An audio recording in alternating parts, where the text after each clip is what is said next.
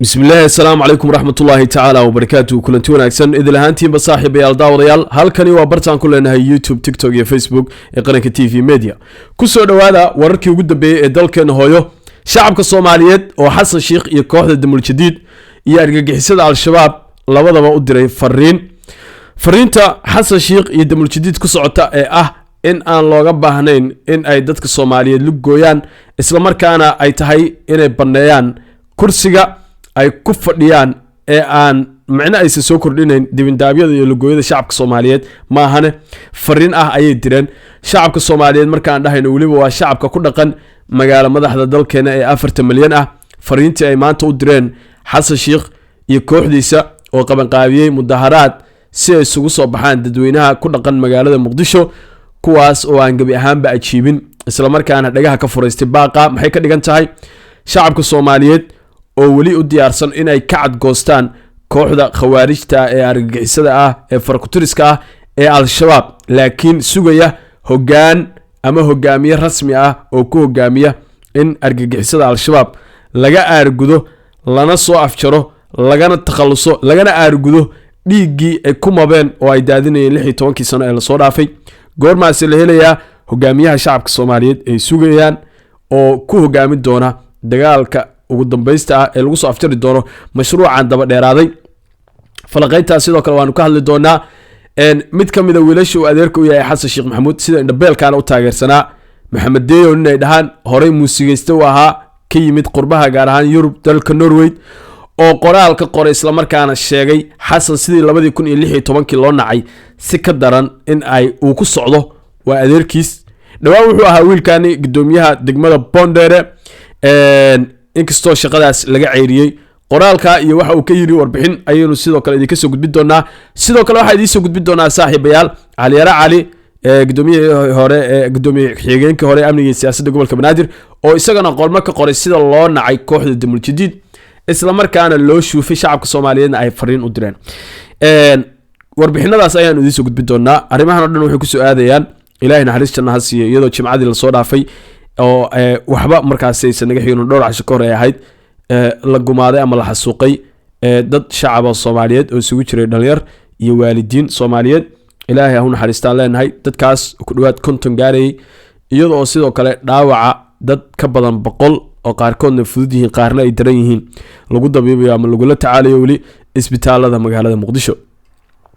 daawadayaal kooxda Damul Jadiid oo ugu horeeyo ay ugu horeeyaan madaxda gobolka Banaadir ku dhaqan oo madaale iyo rag kale ayaa waxa ay qaban qaabiyeen mudaharaad ay leeyihiin hal isugu soo baxo Al-Shabaab ayaa lagu mudaharaaday Al-Shabaab uma baahna mudaharaad waxay u baahan yihiin sida ay dadka shacabka Soomaaliyeed u laayeen in loo laayo dabcan muuqaalada qaarkood aan hadda isticmaalayno waa muuqaalo shacabka Soomaaliyeed isku soo baxay waana muuqaalo qaarkood hore dabcan iyo kuwa cusub inta way isugu jiraan laakiin mudaharaadkii maanta shacabka Soomaaliyeed waa u gooyeen waxa soo xaadiray oo kaliya dad kamid ah shaqaalaha dawladda kuwaas oo lagu qiyaasay 100 iyo xoogaa inay ahaayeen qof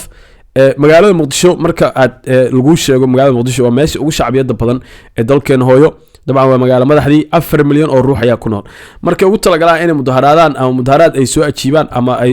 ha ahaadaan mudaharaad lagu dhiidhinayo ama ha ahaadaan mid farxad dabaaldeg kumanaan kun ayaa soo xaadirta dabcan mudaharaadyada Stadium Conis waa dhaweyto mar ciyaaraha ay ka socdeen 60,000 oo ruux ayaa hal maalin daawanaysay dadka qaar waxay leeyihiin 780,000 ay ahayd waad qiyaasi kartaan marka mudaharaad ka dhacay ee magaalada Muqdisho ka dhacay dad aad u farayar tirayar oo shaqaalaha dawladda kamid ah ayaa imaaday hatta shaqaalaha dawladda uma aysan dhameyn maxaa loo kala dhuntay kooxda Xasan Sheikh Maxamuud waxa sheegay Maxamed Deeyo oo ah mid kamid ah wiilasha uu adeerka u yahay wuxuu yiri madaxweynuhu wuxuu yiri kuwan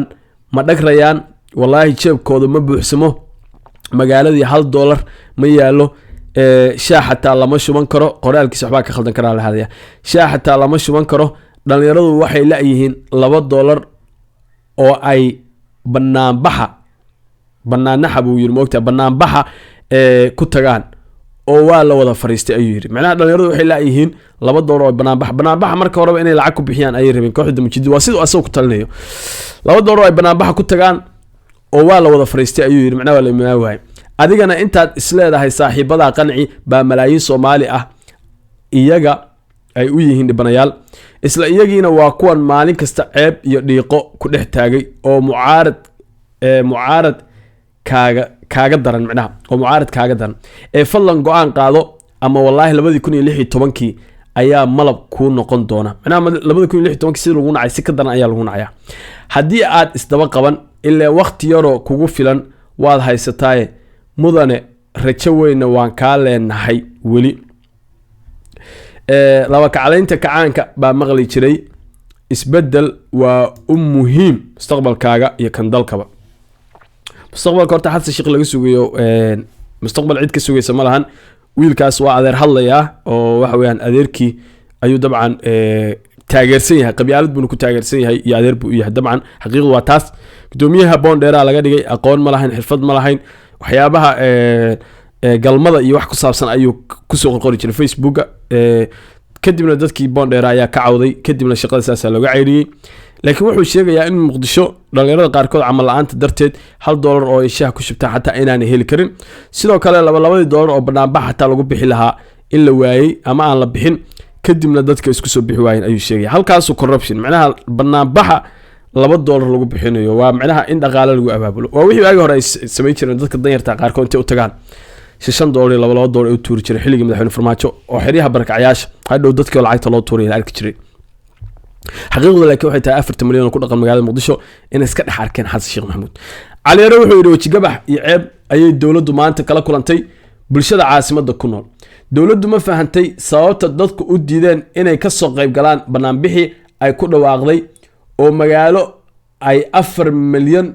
oo dad ku nool yihiin ay saaka ku soo baxeen 100 qof oo qura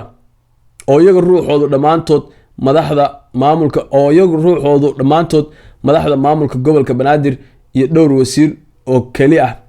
ee ka koobnaa ee aanu qof shacab ah wehelin wuxuu yiri su'aasha labaad waxa ay tahay dawladdu waxa u shaqeeya kumanaan shaqaale ah iyada ayaana bulshada ku amartay in la soo baxo inta aan la gaarin dadweynaha caadiga ah maxay shaqaalaha ay ugu gacan saareen in ay amarkii dawladda u hoggaansamaan baa ka fiirso fadeexada ugu daran waxay ahayd mid meesha ka hadlay oo ka socday xarunta dadka lagu boobo oo maareynta musiibooyinka loo bixiyay oo yiri walaalay lacagta bixiya maxaa idinku dhacay xataa shaqaalihii gobolka Banaadir ee yimid ayaa ku qoslay isagiina waa isku qoslay tan kale waxay ahayd sida aad sawirkan ka dheehan kartaan dadka kooban ee tagay oo ahaa kuwa aan wax muruga ahi inaba hala ekaatee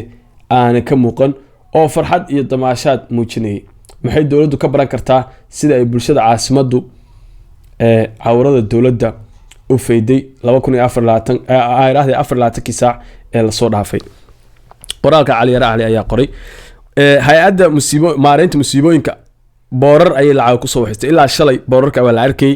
ay rabaan in lacag loogu rido horay xabaalihi ayaa loo soo fuqday goobihii dadku ay deganaayeen sida dabdamiska iyo waxa weeyaan wasaaradda arrimaha gudaha ayaa dadka masaakiinta reedka laga barakiciyay canshuuraad dheeri ay dulsaar ayaa dadka Soomaaliyeed la dul saaray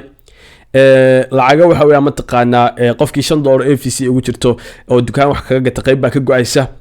yani iimaan la'aantu meel walba waa gashay dadkii Soomaaliyeedna guban ayaa lagu riday waxa sameeyeen waa dimo jidid argagixisada Soomaaliyeed waa la iska celinayaa laakiin waxay rabaan mudaharaad uma baahna iyo koox waxa weeyaan iyagu dhiig meerata dadka lacagta ka gurta oo mudaharaad qabaqaabiyo wuxuu u baahan tahay xabad nool in laga hortago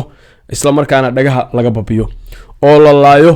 oo waxa weeyaan godadka ay ku jiraan loogu galo oo meel walba laga sifeeyo taa waxay u baahan tahay hogaamiye go'aan adag oo shacabka Soomaaliyeed ku hogaamiya mana ahan hogaamiye ummadda Soomaaliyeed dhiigooda meeranaya lacagtooda guranaya sida Xasan Sheekh oo kale ee waxay u baahan tahay hogaamiye daacad ah dadka Soomaaliyeed waa soo jeedaan hadda indhahooda lama qiyaami karo mana ahan waqtiyadii la qiyaami jiray waxay diyaar u yihiin dalkooda iyo dadkooda inay difaacdaan xaqiiqdu taas weeyaan ilaahay u naxariisto shacabka intii naga geeriyootay inta dhaawacana ilaahay u boogadhayo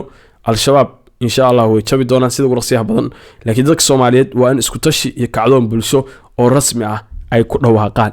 si looga takhaluso khawaarijta al-shabaab iyo sidoo kale kooxda dam jadiid